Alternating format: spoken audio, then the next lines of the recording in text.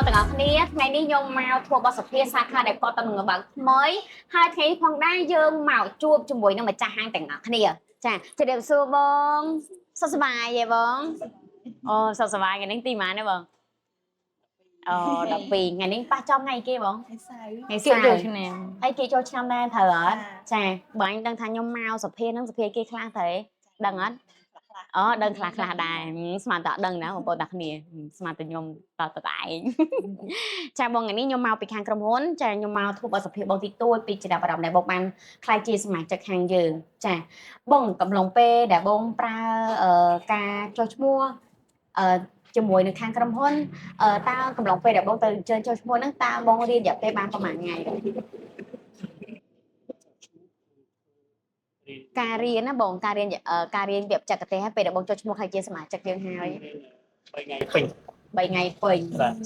ចាបងចាំជួយណែនាំខ្លួនទៅទស្សនិកជនតិចទៅនៅគាត់ឲ្យគាត់បានស្គាល់ពីទីតាំងរបស់បងហើយនឹងឈ្មោះរបស់បងដូចគ្នាជំរាបសួរអតិថិជនរបស់យសាទាំងអស់គ្នាខ្ញុំបាទឈ្មោះបានពិសាតែខ្ញុំបើកហាងថ្មីឈ្មោះ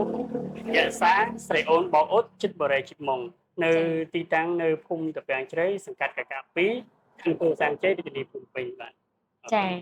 បងប្អូនតាគ្នាគាត់ឈ្មោះវ៉ានវិសាហើយទីតាំងរបស់គាត់បើកនេះគឺប្រើឈ្មោះថាយសាស្រីអូនបងអ៊ុតនៅចិត្តបរិយជាតិមុងចាបងស្គាល់យសាតាមរបៀបណាដែរបងខ្ញុំស្គាល់យសាយូរហើយខ្ញុំនៅវ័យជំទង់អូបាទយូរហើយស្គាល់ទីមួយស្គាល់ខ្ញុំមើលទូបទសភាវ៉ាវគេបទសភាពីក្រុមហ៊ុនយសាហ្នឹងចាគេថាអាជីវកម្មពួកគាត់